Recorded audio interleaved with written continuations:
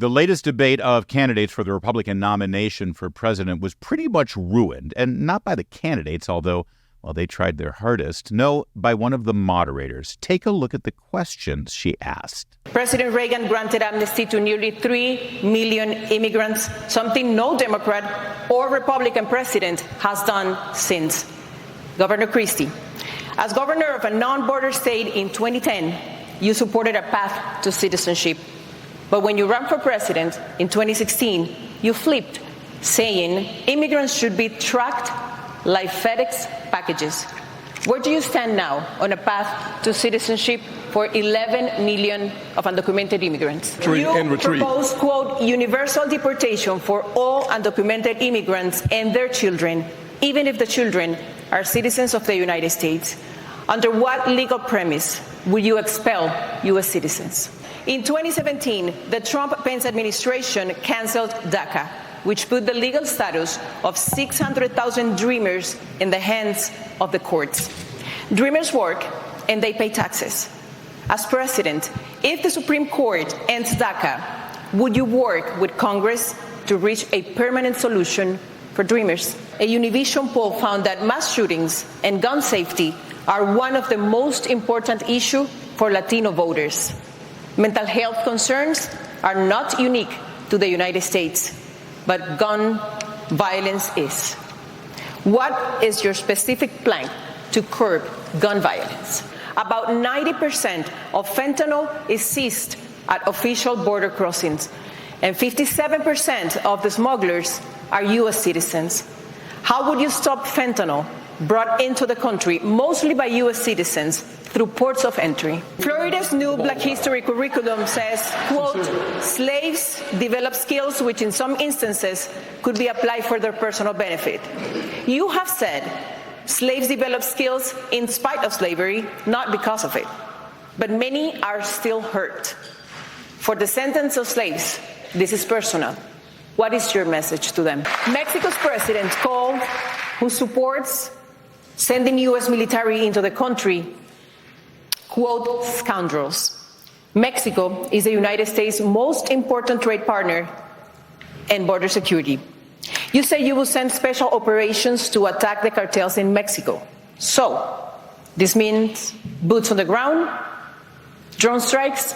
The latest Univision poll found that 73% of Latino voters think the Republican Party doesn't care about or is being hostile toward them, the Hispanic community. Only Governor DeSantis has translated his campaign into Spanish. How will you reach out to Latino voters? The Department of Homeland Security warns that violence against LGBTQ plus people is on the rise and intensifying. According to a recent study, members of that community are 9 times more likely to be victims of violent hate crimes. As president, how would you protect this community from violent attacks and discrimination? Did you see a pattern of behavior there? This was Elia Calderon of Univision, and she asked a lot of questions, really challenging ones, the kind of questions that Joy Reid or Rachel Maddow would ask on MSNBC to please their audience. The problem is the audience for this debate, not just because it was on Fox Business, but because it was the debate of the Republican candidates, the audience was Republicans. The whole purpose of this debate, the whole reason that the Republican National Committee stages this event is so that we voters, we Republicans, can make the best and most informed decision about which candidate should be our nominee. And instead of actually asking questions that we care about, that matter most to us, Ms. Calderon, she asked questions that matter most to liberal Democrats.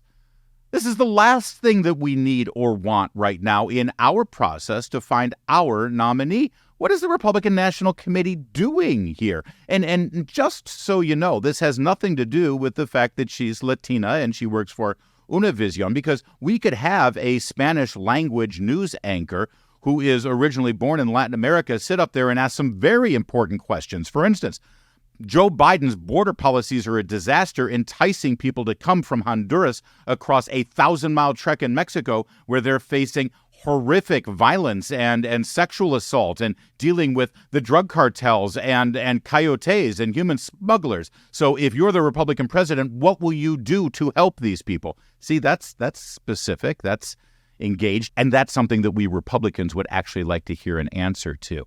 But this anchor, working on behalf of Fox Business Channel, she didn't ask anything that you or I or any Republican really cares about. What a waste of time.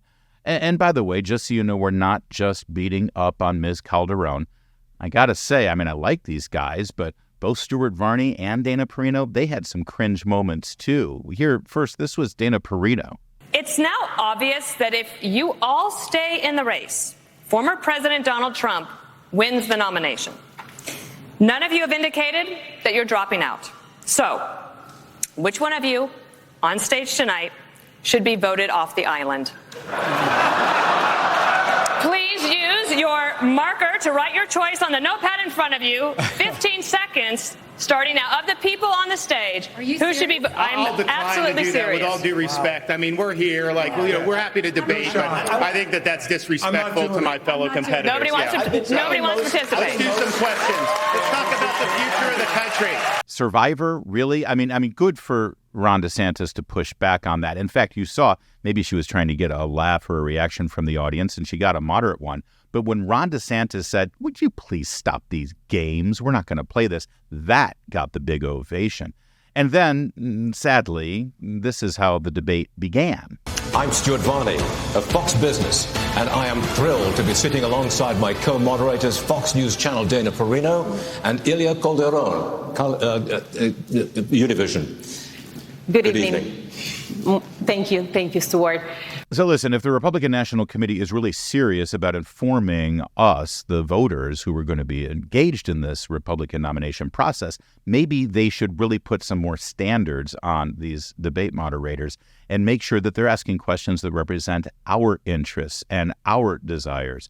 That would be a start. And also, why is it that someone's main skill set is to sit behind a very pretty plexiglass desk and read a teleprompter is suddenly the only person qualified to moderate a debate? There are tons of informed individuals out there who aren't just TV news stars who could moderate these debates. Why not get outside of this stupid cable TV box and think a little bigger about how we go about this process? But the good news is, the next debate is in Miami next month, and it's going to be presented by, seriously, NBC News.